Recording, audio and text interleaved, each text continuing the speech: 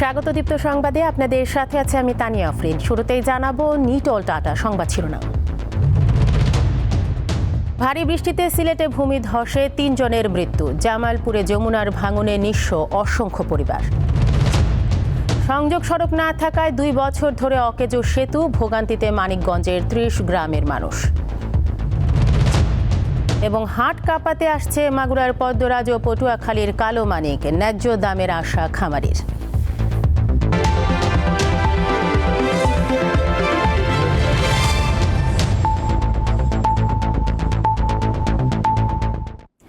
দেখছিলেন শিরোনাম, এবারে পুরো খবর। ভারী বৃষ্টিতে সিলেটে ভূমিধসে নিখোঁজ শিশুসহ একই পরিবারের ৩ জনের মরদেহ উদ্ধার করেছে ফায়ার সার্ভিস। দুপুরের দিকে তাদের মরদেহ উদ্ধার করা হয়। স্থানীয়রা জানান, সোমবার ভোর থেকে ভারী বৃষ্টি শুরু হয়। এতে নগরীর ৩৫ নম্বর ওয়ার্ডের চামেলিবাগের টিলা ধসে পড়ে 2 ভাইয়ের পরিবারের বসত ঘরের উপর পড়ে। এতে মাটি চাপা পড়েন শিশুসহ 2 পরিবারের 6 জন। তাৎক্ষণিকভাবে আব্দুর রহিমের পরিবারকে উদ্ধার করা গেলেও আব্দুল করিম, তার স্ত্রী ও ছেলে মাটি চাপা পড়েন। খবর পেয়ে ফায়ার সার্ভিস ঘটনাস্থলে পৌঁছে উদ্ধার কাজ শুরু করে। এক পর্যায়ে উদ্ধার কাজে যোগ দেয় সেনাবাহিনীর একটি দল। পরে দুপুরের দিকে 3 জনের মরদেহ উদ্ধার করা হয়। জামালপুরে যমুনা নদীর পাড়ের 4 কিলোমিটার এলাকায় দেখা দিয়েছে ভয়াবহ ভাঙন। গত 10 দিনে নদী গর্ভে বিলীন হয়েছে 15টি বসত ভিটা সহ অন্তত 100 একর ফসলি জমি। ঝুঁকিতে আছে অসংখ্য স্থাপনা। স্থায়ী বাঁধ না থাকায় প্রতি বছর নদী ভাঙনের শিকার হতে হয় বলে অভিযোগ স্থানীয়দের। জামালপুরে প্রতি বছরের মতো এবারও যমুনা গর্ভে এভাবেই বিলীন হচ্ছে নদী তীরবর্তী অসংখ্য পরিবারের শেষ সম্বলটুকু। যমুনা নদীর পানি বৃদ্ধির সঙ্গে সঙ্গে মাদারগঞ্জ উপজেলার পাকরুল ও আশপাশের এলাকায় দেখা দিয়েছে তীব্র ভাঙন। এতে বসত ভিটা হারিয়ে খোলা আকাশের নিচে পরিবার ও গবাদি পশু নিয়ে দুর্বিষহ দিন পার করছেন ভুক্তভোগীরা। ধান ক্ষেত গেল, পাট ক্ষেত তাও জানাইছেন, বাড়িও তো থানা, বাড়িও জায়গা জামু কই, গরু বাছুর ছাগল নিয়ে যা আর কোনো পথ নেই। অনেক জমি জমা সুলাঙ্গিরা ছিল গেছে গা। আজ বাড়ি ভাঙ্গা হলো, আবার কালকে ভাঙ্গা নাকবেছে, এরকম মানে অস্থিরত পড়ে গেছি। কোন জায়গায় যে আমরা ডান্ডামু বর্তমানে যে ভাঙনি আজকে একবারই ভাঙলাম, বোঝা যে এই বেলা আরেকবারই ভাঙা নাকতেছে, এরকম অবস্থা হয়ে গেছে নদী, খুব ভাঙন। পানি উন্নয়ন বোর্ডের নির্বাহী প্রকৌশলী জানান, বাঁধ নির্মাণের জন্য প্রকল্প জমা দেওয়া হয়েছে। 15 মিটার অংশে নদীতে সংরক্ষণ কাজ বাস্তবায়ন করা হবে। এর জন্য আমরা একটি প্রকল্প গ্রহণ করেছি। অনুমোদন হলে আমরা দ্রুতই দরপত্র আহ্বান করতে পারবো বলে আশা করি। দুর্যোগের পর কেবলমাত্র ত্রাণ নয়, নদী ভাঙন ঠেকাতে স্থায়ী ও টেকসই বাঁধ নির্মাণের দাবি জানান যমুনা পাড়ের মানুষজন। দীপ্ত বার্তা কক্ষ। ভারতের প্রধানমন্ত্রী নরেন্দ্র মোদীর শপথ গ্রহণ অনুষ্ঠানে যোগদান শেষে রাতে দেশে ফিরবেন প্রধানমন্ত্রী শেখ হাসিনা। রাত 8টায় ঢাকায় হজরত শাহজালাল আন্তর্জাতিক বিমানবন্দরে পৌঁছানোর কথা রয়েছে তার। সফরকালে সোমবার বাংলাদেশের সরকার প্রধানের সঙ্গে সৌজন্য সাক্ষাৎ করেন শ্রীলঙ্কার প্রেসিডেন্ট রনিল বিক্রমাসিংহে। এ সময় বাংলাদেশের পর্যটন খাতে শ্রীলঙ্কার ব্যবসায়ীদের বিনিয়োগ করতে আহ্বান জানান শেখ হাসিনা। এছাড়াও কৃষি ও সামুদ্রিক খাতে পারস্পরিক সহযোগিতার বিষয়ে আলোচনা হয়। শ্রীলঙ্কার অর্থনৈতিক মন্দার সময় সহযোগিতার জন্য প্রধানমন্ত্রী শেখ হাসিনাকে ধন্যবাদ জানান দেশটির প্রেসিডেন্ট। একই দিনে প্রধানমন্ত্রীর সঙ্গে সাক্ষাৎ করেন ভারতের মন্ত্রিসভার সদস্য এস জয়শঙ্কর। এ সময় দ্বিপাক্ষিক নানা বিষয়ে তাদের মধ্যে আলোচনা হয়। 2 দেশের সম্পর্ক অনন্য উচ্চতায় পৌঁছেছে বলে মন্তব্য করেন ভারতের কেন্দ্রীয় মন্ত্রী।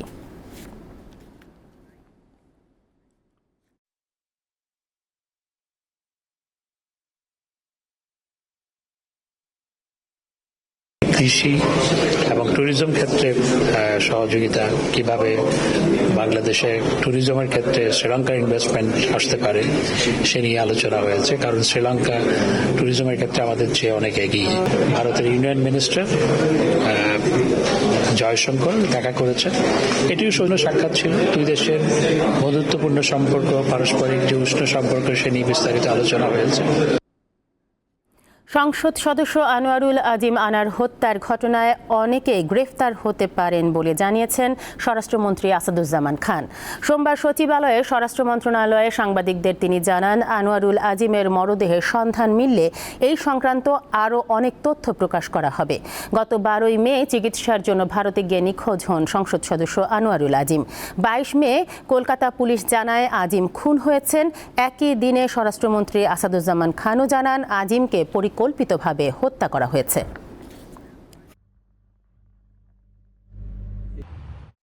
আমরা তো এখনো বলছি আমরা সত্যের কাছাকাছি এসে গিয়েছি।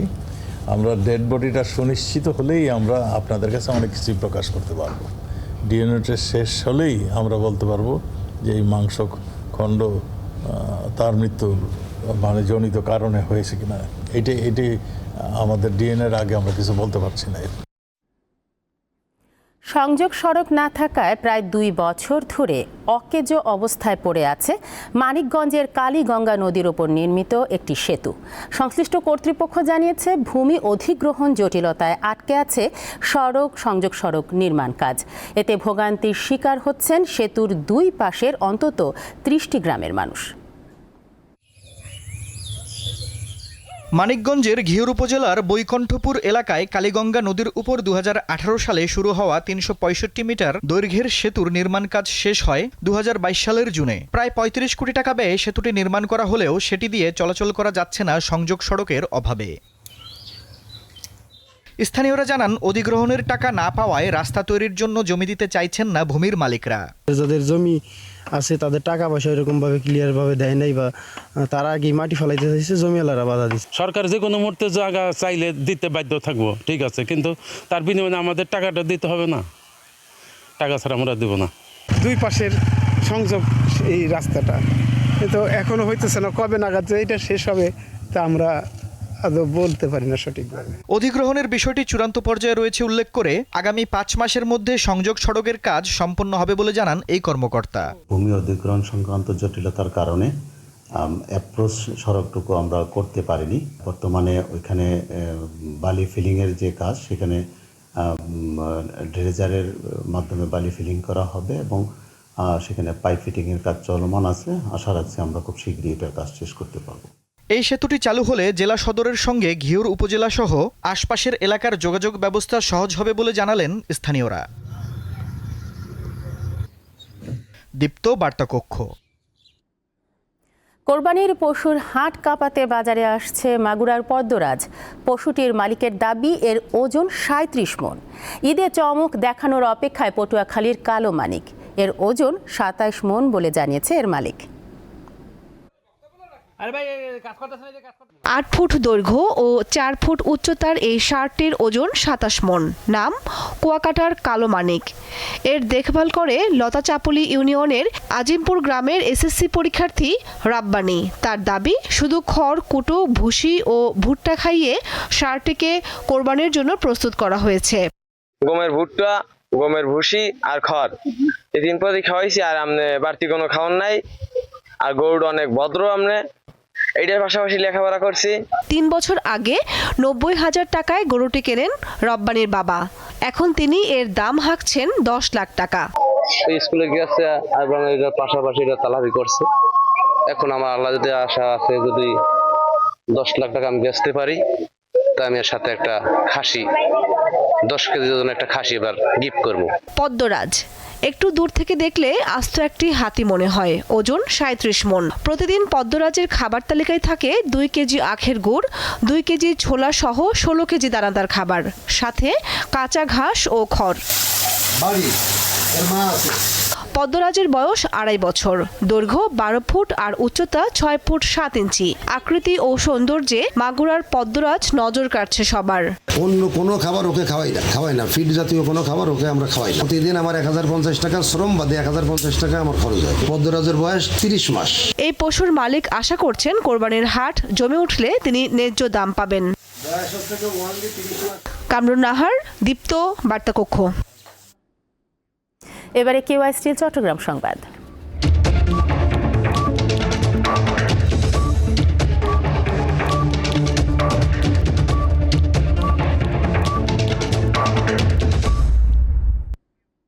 কক্সবাজারের উখিয়ায় রোহিঙ্গা ক্যাম্পে আধিপত্য বিস্তারকে কেন্দ্র করে সন্ত্রাসীদের গুলিতে ৩ জন নিহত হয়েছে, আহত হয়েছে আরও ৩ জন।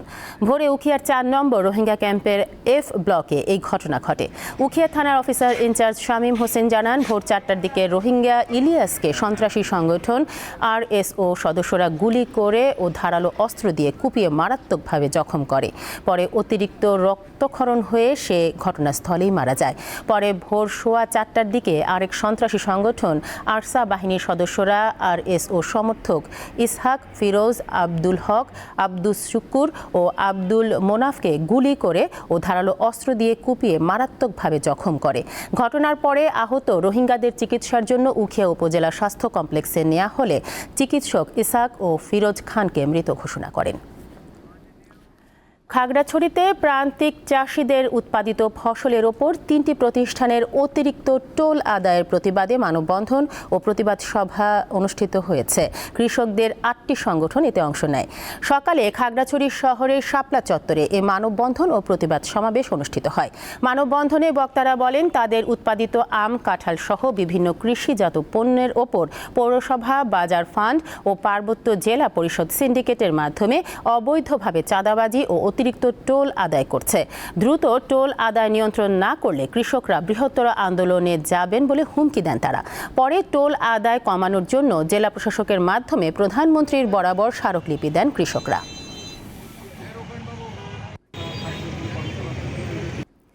ভারতের নতুন সরকার বাংলাদেশের জনগণের প্রত্যাশাকে মর্যাদা দেবে বলে আশাবাদ ব্যক্ত করেছেন বিএনপির মহাসচিব মির্জা ফখরুল ইসলাম আলমগীর।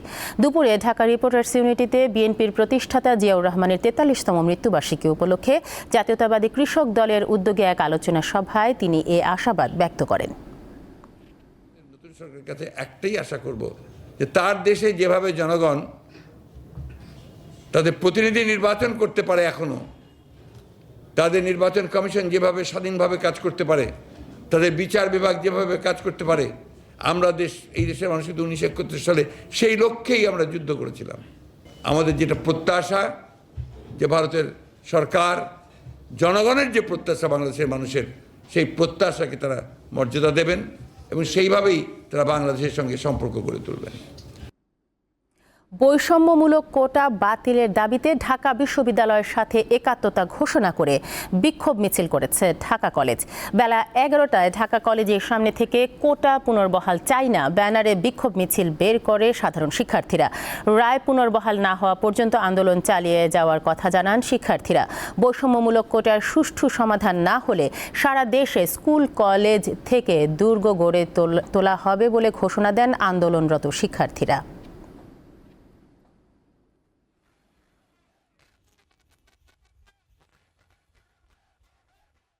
মেধাবীদেরকে যথোপযুক্ত যোগ্যতার ভিত্তিতে দায়িত্ব দেওয়ার এই উপদ্বীপ বিষয়কে নিয়ে আমরা এই আন্দোলন করছি। আমরা বাংলাদেশে কোনো বৈষম্য চাই না। রায়টা দেওয়া হয়েছে, এটা আবার পুনর্বল করা হবে এবং এর পরিপ্রেক্ষিতে যদি না করা হয় আমরা জোর আন্দোলন করব এবং 4 তারিখ আগ পর্যন্ত আমরা বিভিন্ন কর্মসূচি দিয়ে যাব। এই রাজপথে আন্দোলন গড়ে তুলব, বৃহত্তর আন্দোলন বাংলার সকল স্কুল, কলেজ, ইউনিভার্সিটি থেকে দুর্গ গড়ে তোলা হবে এবং সারা দেশ অচল করে দেবে যদি সমাধান না হয়। আমরা ঢাকা ভার্সিটির সাথে লালমনিরহাট সদর উপজেলার খুনিয়াগাছ ইউনিয়নের ছেকনাপাড়া এলাকার পাটক্ষেত থেকে 5 বছরের এক শিশুর মরদেহ উদ্ধার করা হয়েছে। রবিবার রাতে জুনায়েদ নামের ওই শিশুর মরদেহ উদ্ধার করে স্থানীয়রা। প্রত্যক্ষদর্শীরা জানান, সন্ধ্যার আগে শিশু জুনায়েদ বাসা থেকে বের হয়। কিছুক্ষণ পর পরিবারের লোকজন খোঁজাখুঁজি শুরু করলে এক পর্যায়ে পাটক্ষেতের ভেতরে শিশুটির মরদেহ পাওয়া যায়। স্থানীয় লোকজন ও পরিবারের অভিযোগ, জুনায়েদকে হত্যা করা হয়েছে।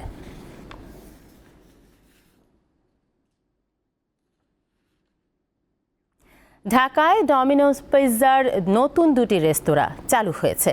রাজধানীর গুলশান 2 এর শেফস টেবিল গুলশান 2 এবং সাতারকুলের শেফস টেবিল কোর্ট সাইড হচ্ছে ডমিনোজ পিৎজার 28 ও 29তম রেস্তোরাঁ।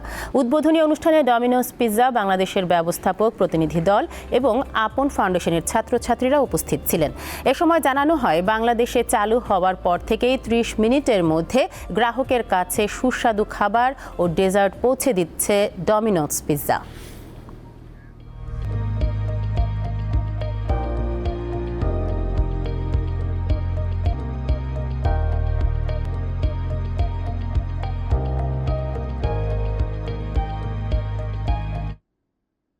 রাজধানীর বসুন্ধরা সিটি কমপ্লেক্সে রূপ ফ্যাশন হাউসের ফ্ল্যাগশিপ আউটলেট চালু হয়েছে। ছোট আয়োজনে এটি উদ্বোধন করেন রূপ ফ্যাশন হাউসের কর্ণধার রূপা সাহা।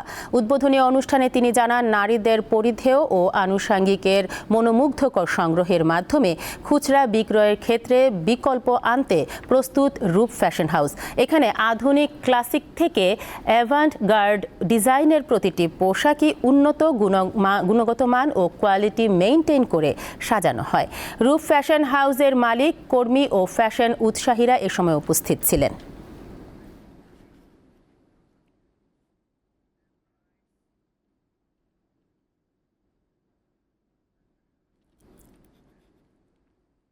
আন্তর্জাতিক প্রসঙ্গ।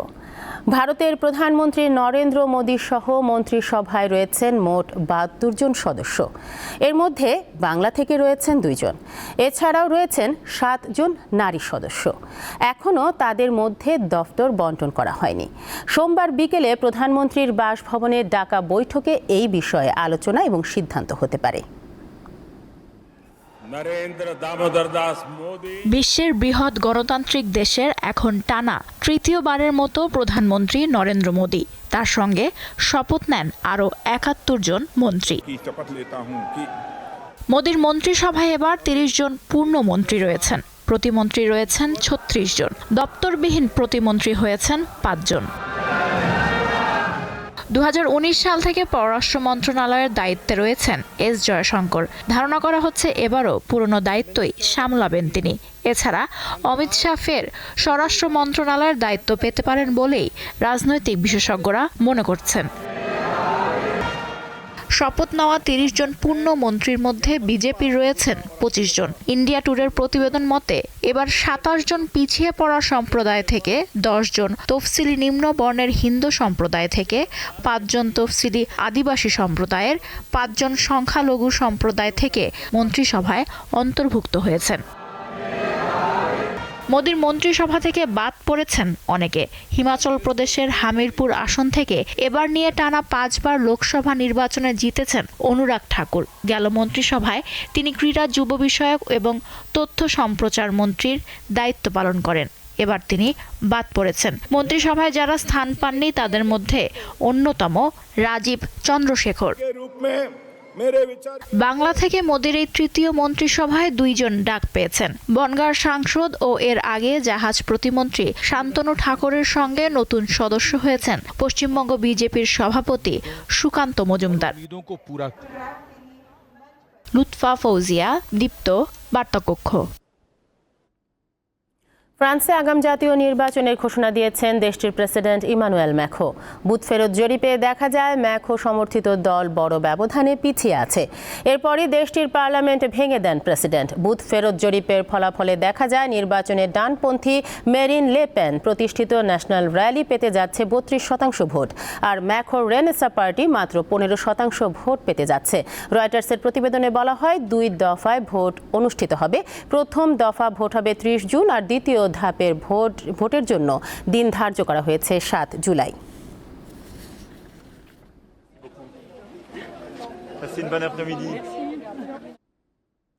ইসরায়েলের যুদ্ধকালীন মন্ত্রিসভা থেকে পদত্যাগ করেছেন বেনি গানটস।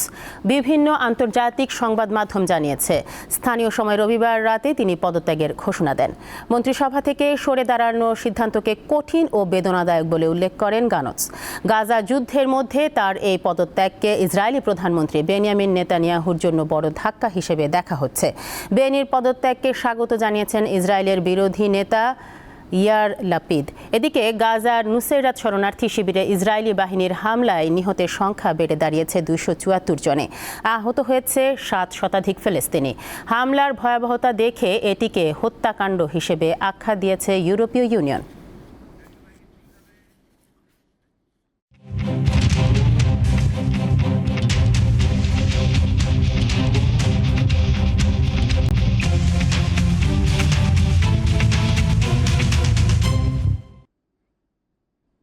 বিশ্বকাপে রাতে শক্তিশালী সাউথ আফ্রিকার বিপক্ষে মাঠে নামবে বাংলাদেশ। খেলা শুরু হবে বাংলাদেশ সময় রাত 8:30টায়। পোর্ট্রিয়াদের হারাতে পারলে গ্রুপ ডি থেকে পরের রাউন্ডে খেলার পথে অনেকটাই এগিয়ে যাবে শান্ত বাহিনী। কথায় বলে আহত বাঘের থাবা হয় খুবই ভয়ঙ্কর। বিশ্বকাপ শুরুর আগে যুক্তরাষ্ট্রের কাছে হারে বাংলাদেশের অবস্থা হয়ে পড়ে সেই আহত বাঘের মতো। লঙ্কাবদের মধ্য দিয়ে সেই আহত বাঘই যেন প্রাণ ফিরে পেল। বিশ্বকাপে এবার বাঘের সামনে ডি গ্রুপের আরেক শক্তিশালী দল সাউথ আফ্রিকা। খেলা হবে নিউ ইয়র্কের নাসাউ স্টেডিয়ামে, যেখানে আবার প্রস্তুতি ম্যাচে ভারতের কাছে হেরেছে শান্ত বাহিনী। দুই দলের শক্তির তারতম্য বিবেচনায় যে কেউ প্রোটিয়াদেরই এগিয়ে রাখবে। তবে নিউ ইয়র্কের মন্তর উইকেটে বাংলাদেশের বোলাররা কিছুটা হলেও বাড়তি সুবিধা পেতে পারে। বিশেষ করে মুস্তাফিজকে নিয়ে প্রত্যাশা করতেই পারেন ভক্তরা। সঙ্গে তাসকিনও পেস দিয়ে ভরকে দিতে পারেন মিলার ডিককদের। সেই সাথে তাদের স্পিন দুর্বলতা মাথায় রেখে একাদশে বাড়তি স্পিনার খেলাতে পারে বাংলাদেশ টিম ম্যানেজমেন্ট। তবে ব্যাটিং নিয়ে দুশ্চিন্তা রয়ে গেছে বাংলাদেশের। অধিনায়ক শান্তসহ সাকিব কিংবা সৌম্য কেউই ফর্মে নেই। লিটন শ্রীলঙ্কার বিপক্ষে ৩৬ রানের ইনিংস খেললেও বাকি ম্যাচগুলোয় কি করেন সেটাই এখন দেখার অপেক্ষা। ভরসার একমাত্র আশা হয়ে ব্যাটিং হাল ধরে আছেন মাহমুদুল্লাহ। বিপরীতে সাউথ আফ্রিকার ব্যাটিংও এখন তেমন আগ্রাসী ছাপ রাখতে পারেনি। ব্যাটিং দুর্দশায় শ্রীলঙ্কা ও নেদারল্যান্ডসের সঙ্গে জিততে হয়েছে বেশ কষ্ট করে। বোলাররাই ম্যাচ জয়ে বড় ভূমিকা রাখছেন। মুখোমুখি দেখায় পরিসংখ্যানের পাল্লা ভারী সাউথ আফ্রিকার দিকে। টি-20-তে ৮ বার দেখায় প্রতিবারই হেরেছে বাংলাদেশ। ঈশান হাসান, দীপ্ত স্পোর্টস। শেষ করব দীপ্ত সংবাদ, তবে যাবার আগে নিটোল টাটা সংবাদ শিরোনামগুলো জানাবো আরও একবার। ভারী বৃষ্টিতে সিলেটে ভূমিধসে ৩ জনের মৃত্যু। জামালপুরে যমুনার ভাঙনে নিঃস্ব অসংখ্য পরিবার। সংযোগ সড়ক না থাকায় ২ বছর ধরে অকেজো সেতু, ভোগান্তিতে মানিকগঞ্জের ৩০ গ্রামের মানুষ। এবং হাট কাঁপাতে আসছে মাগুরার পদ্মরাজ ও পটুয়াখালীর কালো মানিক, ন্যায্য দামের আশা খামারির।